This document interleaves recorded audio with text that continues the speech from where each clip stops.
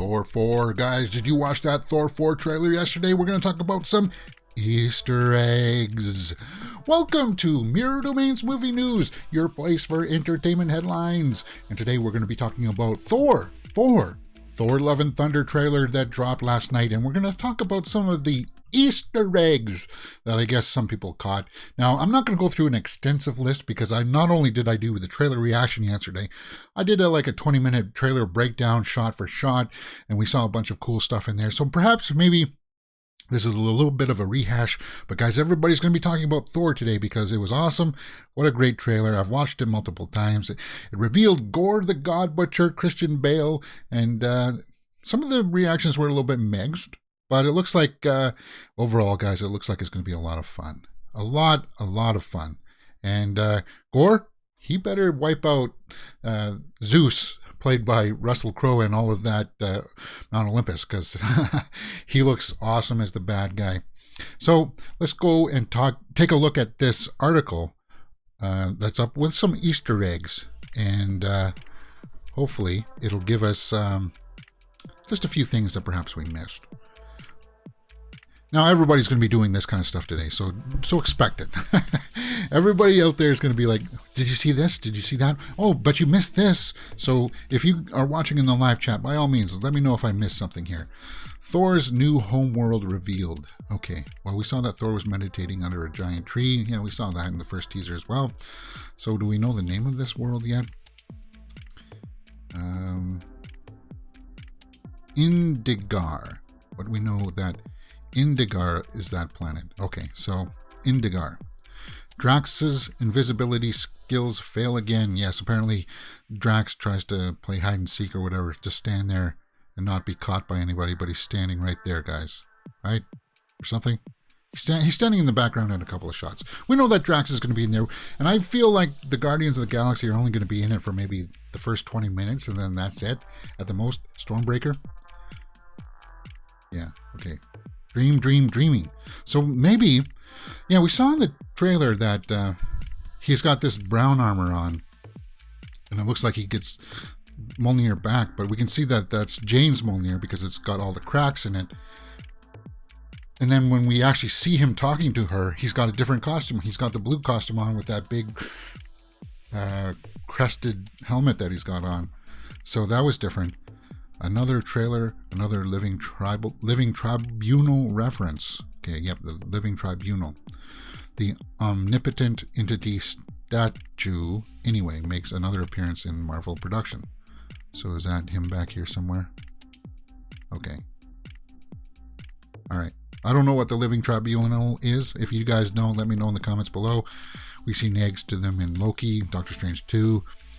While the all-powerful cosmic humanoid was also set to feature in Avengers Endgame before that cameo was cut out. Okay. Thor and Jane's relationship end date revealed. So they were, yeah, like 8 years ago, I think they said. But we knew that they weren't together ever since, like, Age of Ultron, they said, right? Or at least Thor was alluding to it, that she was off doing something else.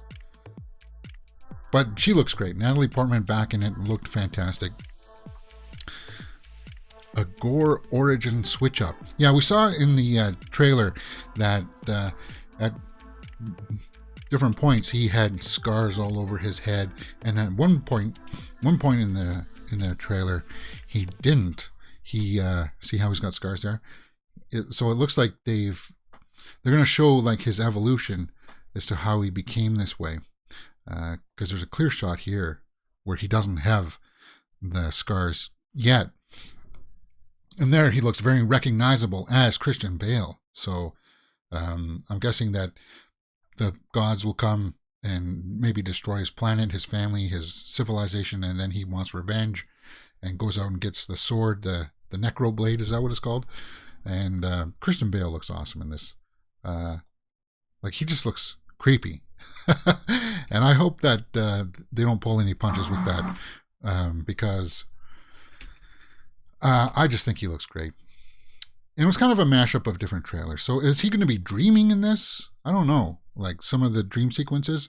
Because there he's got the bluish armor on talking with her. And we've seen in other shots that It's that brownish. Mjolnir's shotgun spread. That was cool in the trailer. I like that. Yeah, shotgun spread. I guess that's something that happens in the comics as well. So, cool. Parliament of Pantheons confirmed. Okay, so that's what this is going on here. There's like a council or pantheon. Parliament, I guess, of people who want to see if Thor is really a god or not, and Zeus will test him. And that's when he gets his clothes blown off. Yeah, stripped off. And I think because I know Taika Waititi's comedy sensibility, they're setting Zeus up to be like this, kind of like a doofus almost, and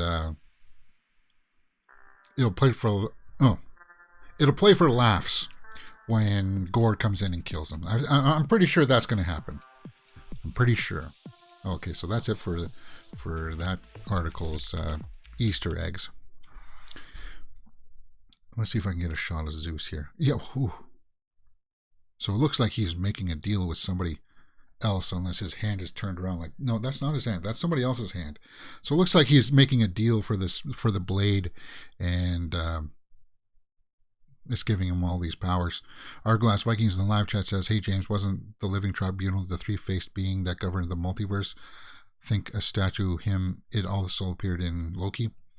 Well, I need to watch episode 5 and 6 of Loki.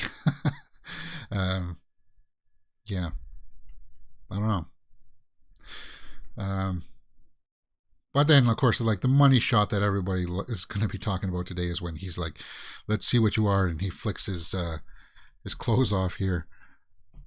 Yeah, I get the impression here that Russell Crowe is playing him kind of like a doofus, which is weird that Zeus would be a doofus, but you kind of get that impression because if he was so and flick, and all of his clothes just get ripped off, and you see his butt. So we're going to see a butt shot of Chris Hemsworth, which will definitely appease the masses. And I like how Lady Thor and King Valkyrie were in these seats laughing about it. But I'm not going to continue on with it too much longer, guys. Those are just some of the Easter eggs that I missed. What are some of the Easter eggs that you picked out that I should have talked about? Because everybody's going to be talking about it for the next couple of days, and they should, because it was awesome. It was really cool. The Gray Man. Netflix reveals its explosive Gray Man trailer starring Ryan Gosling and Chris Evans. And we did a trailer reaction for it earlier and today, and it's going to be linked in the comment section, and I'll put it in the cards once this goes up on YouTube so that you can watch my trailer reaction for it. And guys, I thought it was awesome. I can't believe that this movie is just going to be on Netflix, because the action in it looks so stellar. It's by the Russo brothers, who did Avengers Endgame, Infinity War, Civil War. Ryan Gosling facing off with Chris Evans. Chris Evans looks like he's just chewing up the scenery here as the bad guy, this insane assassin. So let's go take a look at some of the images from the trailer that dropped. And it's got Ana de Armas in it. It's got Billy Bob Thornton. And they've got like a showdown here. Oh, we don't have subtitles on yet for this. Okay, but Chris Evans is playing like this. He's playing like what would be like the Nicolas Cage character in Face Off, and he's even got the tash like Nicolas Cage had. Very interesting. That must have been some inspiration. But he calls it like his stash or something like that. I forget what he calls it. Let's see what he says here. Whoops. Must be Lloyd. What gave it away? The trash stash. The trash stash. That's what he says. Yeah. Chris Evans looks like he's just chewing it up here as the bad guy. I thought the trailer looked fantastic, and the action towards the end looked absolutely stellar. There's a big train sequence. July 15th on Netflix when this comes out, guys. So we'll be doing a live full watch along for this when it comes out on the channel, just like we did for other Netflix movies like The Adam Project, the new Texas Chainsaw Massacre and stuff like that. So we'll be watching this the day of, and that awful movie called The Bubble. But this does not look awful. This looks absolutely stellar. Ryan Gosling is, yeah, I think he's becoming one of my favorite actors. And it's cool that he's going to be back and doing some big high action stuff. Billy Bob Thornton looks like he's like the mentor role, kind of guiding people through all of this. I'm most excited to see Danush in The Gray Man. Byford the Hobbit says. Well, we see him in the trailer here. I can't remember exactly which part. Yeah, there he is right there. Right? And I think he's going to fight somebody. There's Ana de Armas. See if we see Danush here. Yeah. We'll take a look at his resume. So he fights Gosling there. Ooh. Oh. So he's going to have some martial arts sequences in there too. Wow. This trailer looks great. And then it ends with them kind of having that running together, fighting. Yeah. Ooh, it looks great. So let's go over and take a look at the IMDb for this. The Gray Man. PG-13. Release date, July 15th. When the CIA's most skilled operative whose true identity is known to none accidentally uncovers dark agency secrets, a psychopathic former colleague puts a bounty on his head, setting off a global manhunt by international assassins. So I guess Danush will be one of the assassins, and I'm thinking. I said this in the trailer reaction that that synopsis is very John Wick. Like what that happened to John Wick, like he had a bounty put on his head, right? And all the assassins came from him. And I think that was in Parabellum, right? And that was cool. So we looked online. Jessica Henwick is, she was Bugs recently in Matrix Resurrections. And she was good in that, so I'll keep my eye on her for sure. That's cool. Ana de Armas is in this, and it looks like she's got some cool action sequences. Regé-Jean Page, who is in Bridgerton Season 1. So the cast is great. Billy Bob Thornton, Alfre Woodward, and Callan Mulvey. He looked familiar to me, so we're going to take a look at him, and I want to take a look at Danush's resume. So let's take a look at Callan Mulvey first, because he looks like one of those token bad guys that gets used in everything. Okay, so yeah, he was in Batman versus Superman. Well, he was that Russian guy, right? Is that who I'm thinking? Batman versus Superman. Let's see if I can. Well, he's been in a lot of stuff. Outlaw King. Beyond Skyline. Antonelli Krazev. Okay. Arglass Viking says, seeing the chemistry between Chris and Ryan, I'd love to see that in a Marvel movie. Ryan, yeah, he's definitely overdue for a Marvel appearance, I think. Ryan Gosling, he'd be really cool in something as a superhero of some kind. Oh, he was also in Warcraft. So this guy was also in Warcraft. Maybe that's where I recognize him. Or maybe he was one of the orcs. Let's take a look at what Danush has in his resume. He was a director, actor, music department. Okay. What is he? He's not. Is he Hindi? Or he's Tamil? Okay. He's Tamil. Right? All right. Oh, he's directed 2 credits, but he's got more acting credits. See if there's anything here that I may recognize. Probably not. The Gray Man. But I like the fact that they're making that jump.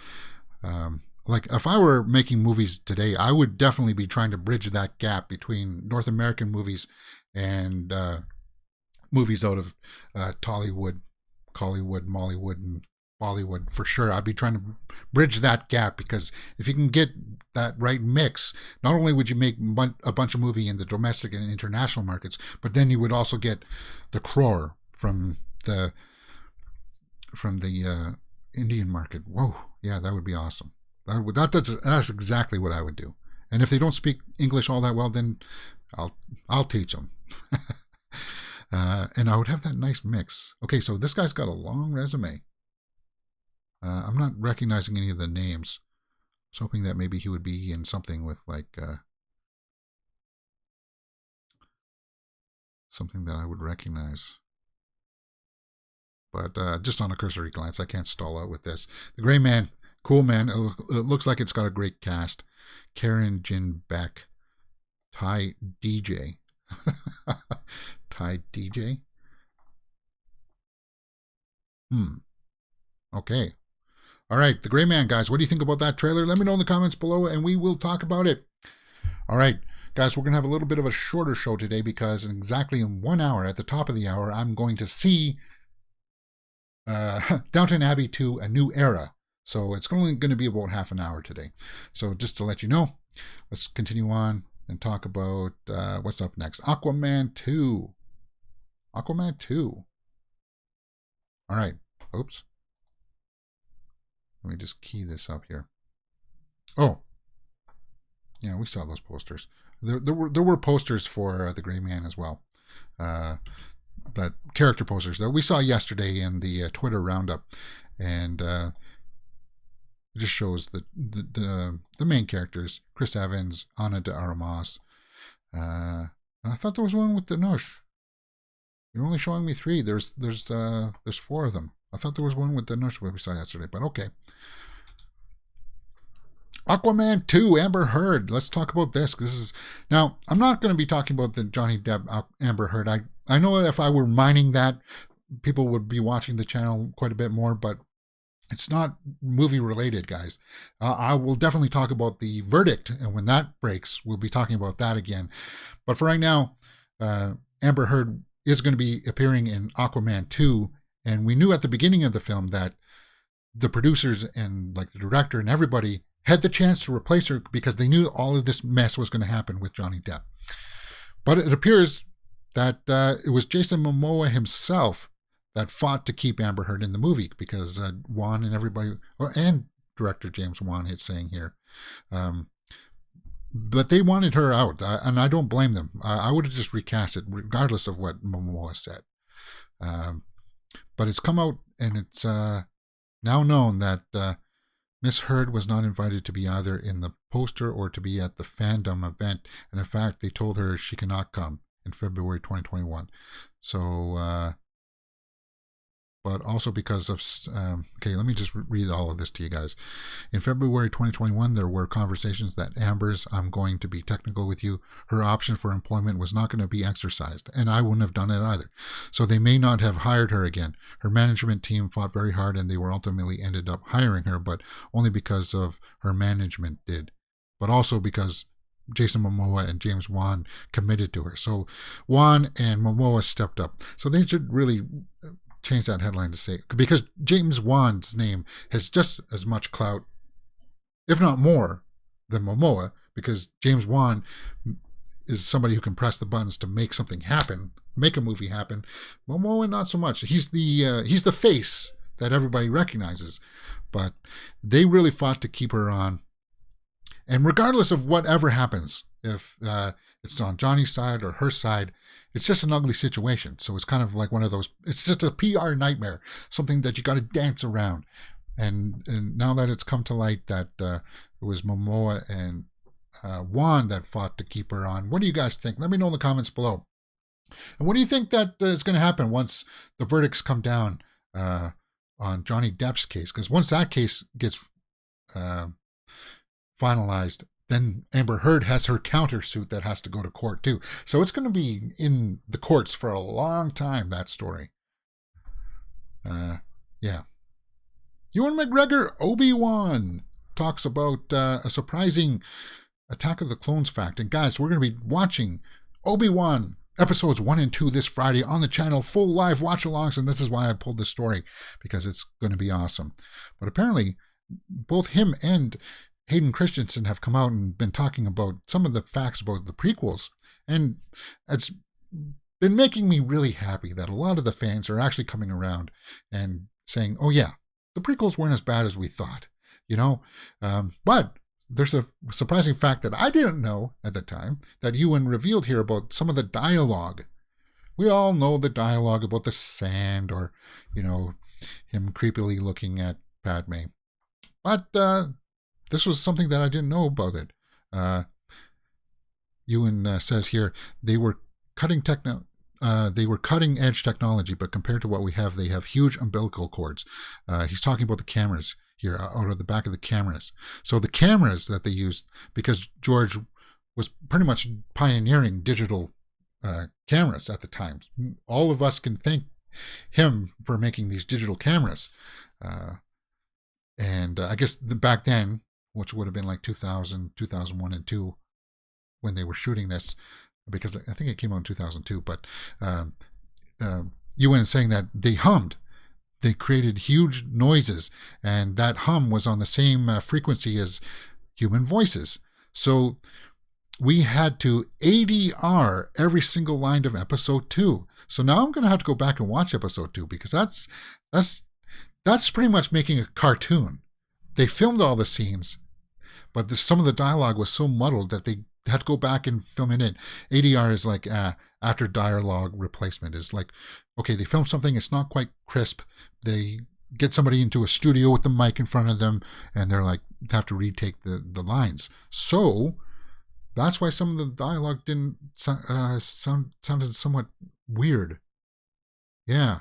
None of the original dialogue made it through because of that, because the cameras were like so new. None of the bugs have been worked out yet. So compared to what we're doing now, it's like night and day. So that's interesting. So yeah, this definitely made it like a full cartoon. Ooh. Cameras. Digital cameras were at fault. Well, not at fault, but that's why they had to redub most of it. I'm going to have to take a look at some of the behind-the-scenes shot of when they're filming, and maybe we can actually hear it, because they're saying that it was so loud that it just... Very fascinating. But some of the quotes have just come out about the prequels, because Obi-Wan is coming out this Friday, guys. Watch the channel. We'll be doing full live watch-alongs for that. Pay attention for that for sure. And as I said before, I'm going to do this all week. There's going to be no movie news on Friday, because not only are we going to be doing Obi-Wan full watch-alongs, two of them, we're going to be doing 3 Stranger Things Season 4 episodes. So that's like going to be like 5 hours of content for you guys on Friday. And movie news, we'll have to take a hiatus for a couple days. Okay, Fast 10X. We're getting through the stories, guys. We're getting through here. Rita Moreno to play Vin Diesel's grandmother in Fast X. Cool. All right.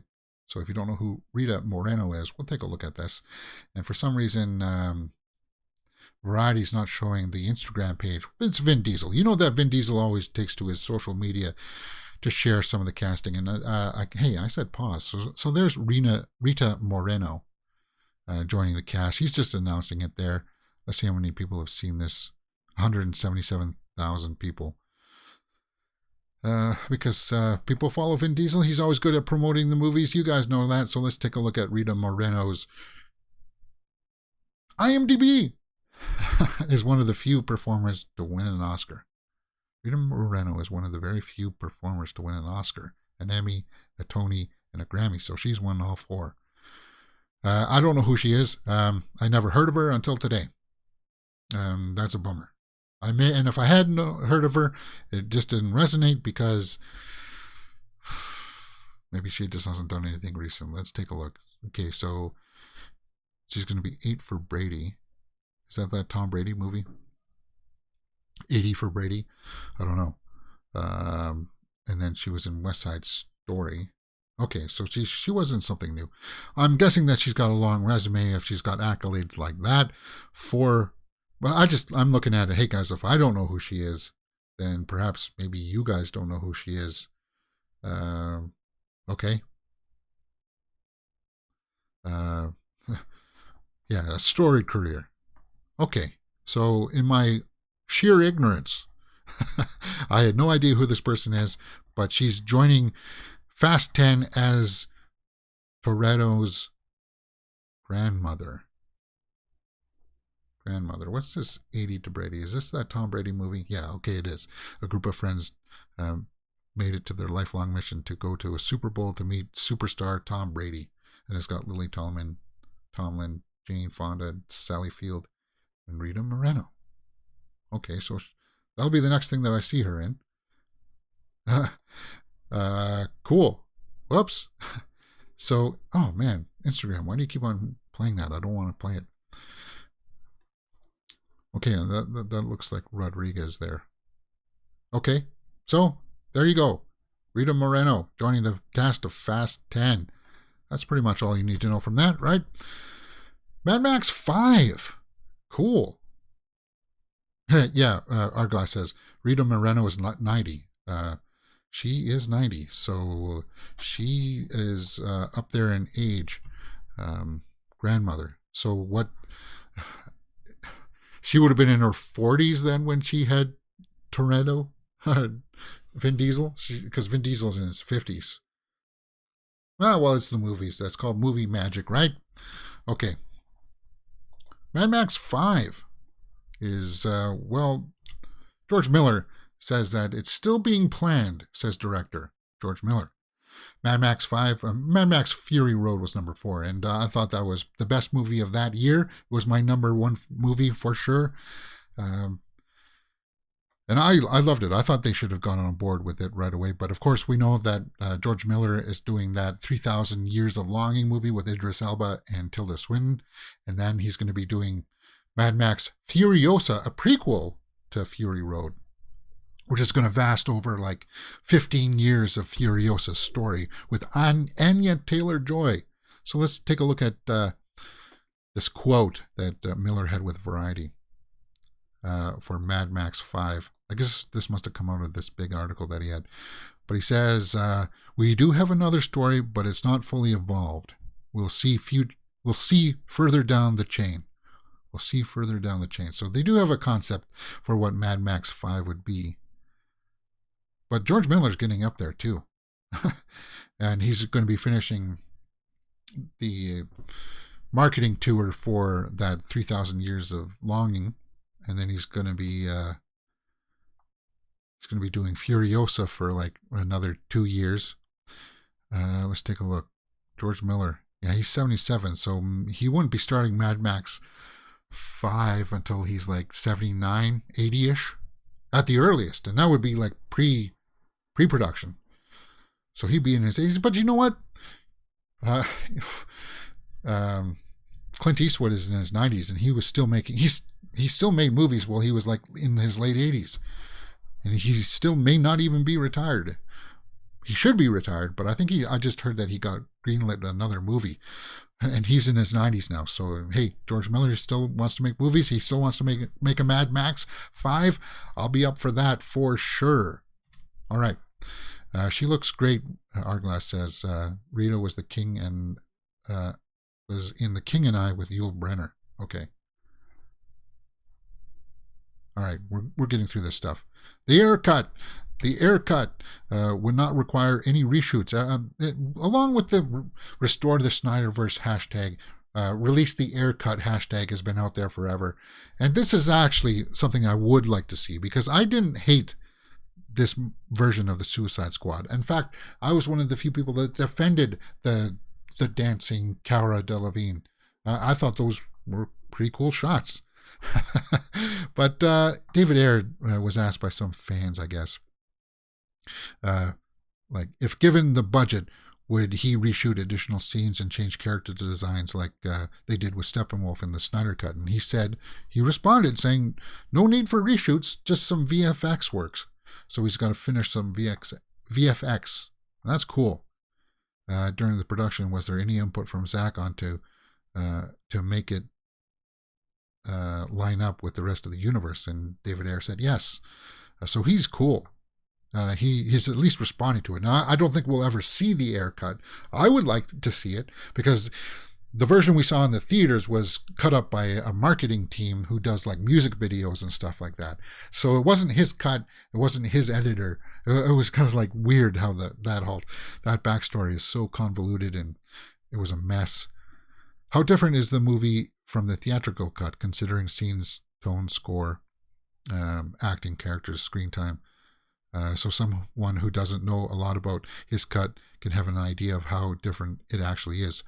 David Ayer says, shockingly different, apples to oranges. And that intrigues me a lot. Let's see if there's any comments here. All right, release the director's cut already. Might as well, I'll watch it. I'll be interested in Ayer's cut. Can't be worse than what we got, right? If that's true, then his cut will eventually come out, says Farm Fresh Fart. Okay. But yeah, I like this cast. And if they ever do get around to doing it, the Ayer Cut, I would check it out. Would you guys? Yeah, because I think it was worthwhile. It was noble. All right. Night Court Reboot is in the works. It's a TV show based off of an 80s show, which I felt was really cool. But Night Court Reboot images reveal first look at John Larroquette is going to be returning as Dan Fielding. That's cool. And it's got the girl who played in The Big Bang Theory, one of the girlfriends. I forgot her name. Bernadette. That's her name, right? Yeah. So let's take a look at some of these images that were from Melissa Rauch herself. So that's cool. From these set images, it almost looks like they are shooting in the same kind of set that the original was, because that cafeteria looks very familiar, like with the green kind of tables. In the courtroom here, you can see her on the bench. Dan's still going to be the prosecuting attorney. Interesting. Yeah, and that back window looks very familiar. So they did shoot the pilot. I heard that it did got greenlit for a full series, at least one season at least. And I can't wait for it because, they feature John Larroquette along new cast members Kapil Talwalker, India de Beaufort, and La Soretta. Yeah. Cool. And it's a bummer that Harry Stone and Christine won't be there because those actors and actresses died. So the only people that could ever cameo back in it was John Larroquette, maybe Roz the bailiff, Bull the bailiff, even though that Richard Mall says that he never wants to revisit it. So I just hope it's good. On NBC, Night Court Reboot. I'm hyped for this. There's been no announcement yet as for a release date yet. Night Court is coming to NBC and streaming next day exclusively on Peacock, but there's been no release date. NBC for the 2022 and 2023 season. So this fall, hopefully. This fall, it sounds like the Night Court Reboot will come out. I'm excited about it. It's just something from my childhood, guys. I really like Night Court. It was one of those things that came out during the time of Cheers. And while everybody liked Cheers, I prefer Night Court. Arglass says original Night Court series didn't make it across the Atlantic, unfortunately. Would like to see it. It's fun. And if I find a streaming service with all of the episodes on it, we'll be doing full watch-alongs for it too. Night Court was one of those things, just like Star Trek Next Generation. It didn't really find its place until about the third season. And then it really, really got funny. So it took a little bit of time for it to find itself, but the cast had some really good chemistry. All right, 12:33. Let's take a look at the old Twitter roundup. I'm going to refresh the page and see what's out there. In case we missed anything. Paul Mescal on acting opposite Saoirse Ronan in the upcoming sci-fi thriller Foe. Okay, so they're going to be in a sci-fi thriller. Saoirse is the most prepared actor I've ever worked with. There's no tiredness. She's also now a great good pal of mine. Cool. I like Saoirse Ronan quite a bit. Zendaya and Anne Hathaway for Blueberry. Okay, they look great. What's this? Bong Joon-ho upcoming untitled film based on Edward Ashton's Mickey 7 has begun pre-production. Well, we knew that. And it was going to have Robert Pattinson, Toni Collette, Mark Ruffalo, and whoever that is. I'm sorry. Tell me your name. Naomi Aki. Okay. Film is set to begin this summer. Filming this summer. Good. Happy birthday, Daisy Edgar Jones. And she's going to be in that Where the Crawdads Sing, right? Okay. Happy birthday. Luke Thompson. Top Gun. Seeing it 3 p.m. on Thursday, guys. This is when I'm going to be seeing Top Gun Maverick. So pay attention for my straight out of the theater review. And later today, I'm seeing Downton Abbey 2. Yep, Rita Moreno has joined the cast of Fast X. She's obviously not 90 there. The Gray Man trailer has been out. Yes, we know that's Kristen Stewart at Cannes. Kristen Stewart at Cannes. Wow. That's quite the outfit. Stranger Things returns in 3 days, and yes, we'll be doing full live watch-alongs. David Cronenberg's Crimes of the Future could be the most polarizing title to debut at this year's con. And some of the early reviews are out. The film has a 7-minute standing ovation and some walkouts. So take that with a grain of salt, guys. Con people are just there for the red carpet and the glitz. They're not really cinephiles, but I still want to watch it. For sure, Zendaya for Bulgari.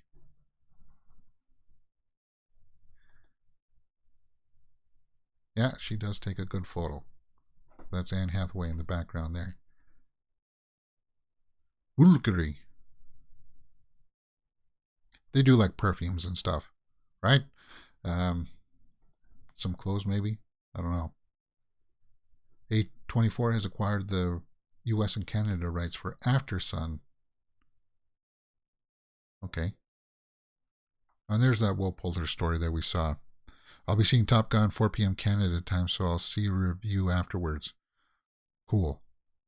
Unfortunately, I'm not going to be seeing it in the IMAX because I want to see it as quickly as I can on Thursday so I can prep materials for my review that I'll do later Thursday night because I want to get that stuff all done before Friday. Because as I said, we're doing Obi-Wan and Friday's going to be a huge busy day. The soundtrack for Elvis movie features songs by Austin Butler, Alton Mason, Denzel Curry, Doja Cat, Eminem, Jack White. Ooh, Jack White's doing one. Cool. Jasmine Sullivan, Casey Musgraves, Cody Smith-McPhee, Mainskin, Stevie Nicks, Swai Lee, and Tame Impala. Yeah, that soundtrack is going to be very impressive. Thor 11 Thunder poster. Yeah, that was a new poster that debuted yesterday too. And I think we'll end up there with Thor. Because that poster was actually fairly cool. You got to see Gore there in the background. Kind of Skeletor-ish. He-Man. Yeah, oh, that's a good comparison. That's very He-Man Masters of the Universe aesthetic, like of the toys and stuff.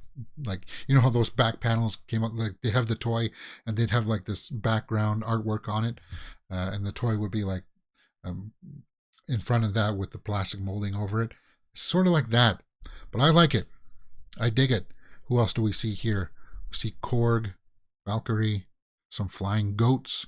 Yeah, we know that there's flying goats. Okay, cool. 12:39, guys. So I think I am going to jam here for about 6 minutes or so, and then we'll call it a day. And then later on today, we'll have my straight out of the theater reaction for Downton Abbey. I may do my review for it. I may not. I may do like I'm going to do a formal review. I'll type it up first and then put it out tomorrow. Gore looks like Palpatine's younger brother. Yes, yeah. That's sort of very Palpatine-ish. One comparison that I haven't seen anybody make yet, though, is that he does sort of look like Fester from Addams Family. So, haven't seen that comparison yet.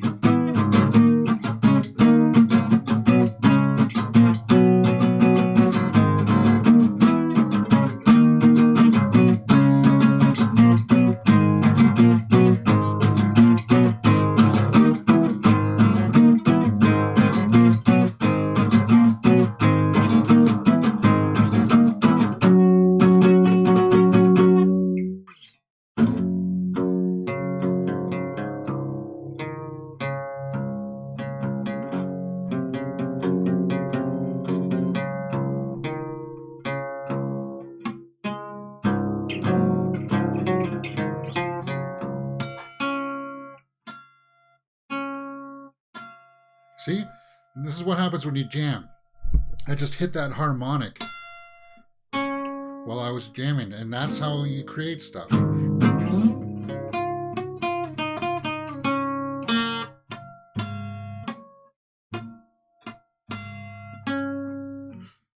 It's cool, man.